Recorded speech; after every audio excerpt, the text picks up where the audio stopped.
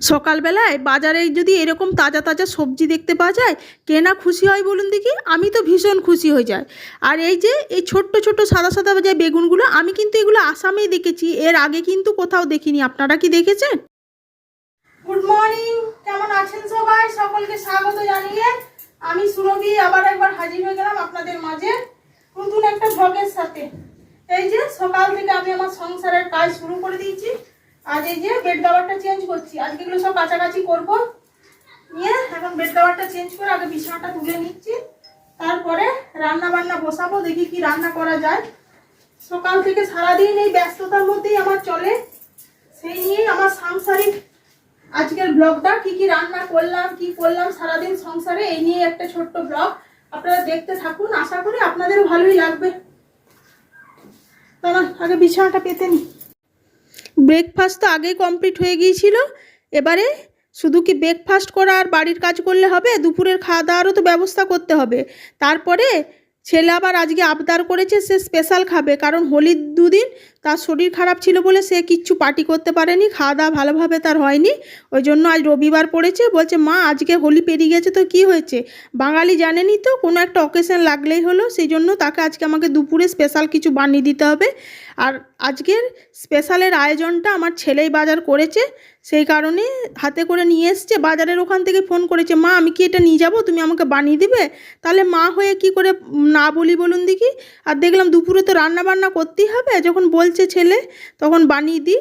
সেই কারণে এই যে আয়োজন করতে বসে পড়েছি। সবজিটা সবার আগে কেটে নিচ্ছি।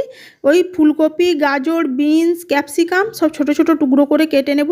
আমি আবার রান্না করার আগে সমস্ত কেটে রেডি করে নিয়ে তারপরে রান্নাটা বসাই, না হলে আমার ওই দুদিক দিয়ে হয়ে ওঠে না, আমি পারি না। এই যে সমস্ত কিছু সবজি দেখুন ছোট ছোট করে কেটে নিয়েছি। আর বাঙালি ভাত তো লাগবেই, ভাত ছাড়া ঠিক রাইস টাইপের না হলে দুপুরে খাওয়াটা ঠিক জমবে না, স্পেশাল মেনু। তারপরে ওই কারণে সবার আগে ভাতের হাঁড়িটা বসিয়ে দিয়েছিলাম। এখানে বাসমতি রাইস দিয়ে ভাত বানাচ্ছি। ভাতটা হয়ে গেলে ফ্যানটা ঝাড়িয়ে নেব।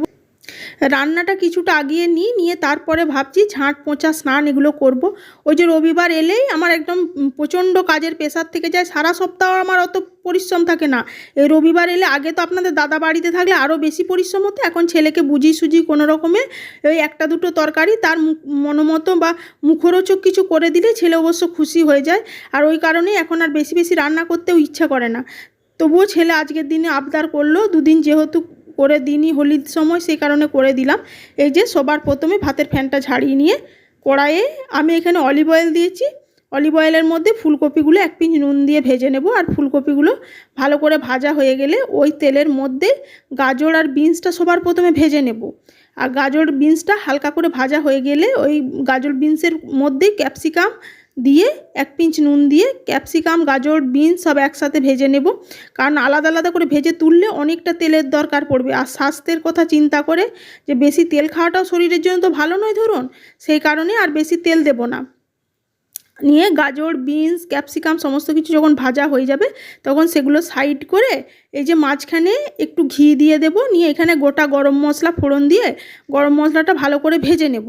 ওই যে বললাম বেশি তেল ঘি যাতে না খেতে হয়, সেই কারণে এসব বুদ্ধি করে কাজ করতে হয়, ছেলেরও মন রাখা হয়, খেতেও ভালো লাগতে হবে, অথচ স্বাস্থ্যের কথাও চিন্তা করতে হবে।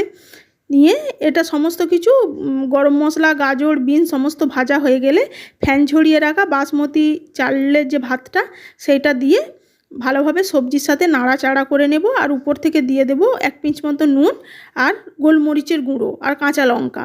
নিয়ে সমস্ত কিছু আরও কিছু সময় ধরে একটু হালকা হালকা ভাজা ভাজা করে নেব, বেশি ভাজা করার দরকার নেই। আমি ফ্রাইড রাইস করলে এইভাবেই বানাই। ওই যে বললাম ছেলে স্পেশাল খেতে চেয়েছে, তাই আজকে বললো, ও নিজেই বললো মা আমাকে একটু ফ্রাইড রাইস করে দেবে। আমি ওকে বললাম তা মটরশুঁটিটা হলে একটু বেশি ভালো লাগতো, যাক এই দিয়েই হবে। আর বাঙালি শুধু তো আর ফ্রাইড রাইসটা খেলে হবে না, তার সাথে ওই যে চিকেন, একদিকে যখন ফ্রাইড রাইসটা হচ্ছিলো তখন অন্যদিকে কড়াইয়ে চিকেনটাও বসিয়ে দিয়েছিলাম। এই যে ফুটে গেলেই নামিয়ে নেব। অবশেষে রবিবারের দুপুরবেলা স্পেশাল রান্না কমপ্লিট।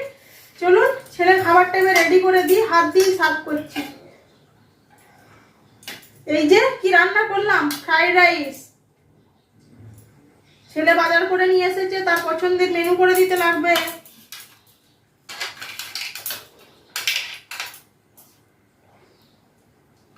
আগে বেড়ে নি বাবা।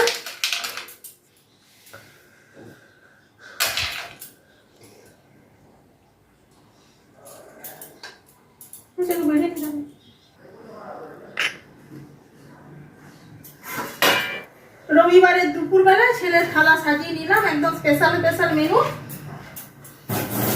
চলুন আমি ছেলেকে বেড়ে দিয়ে আসি। এই যে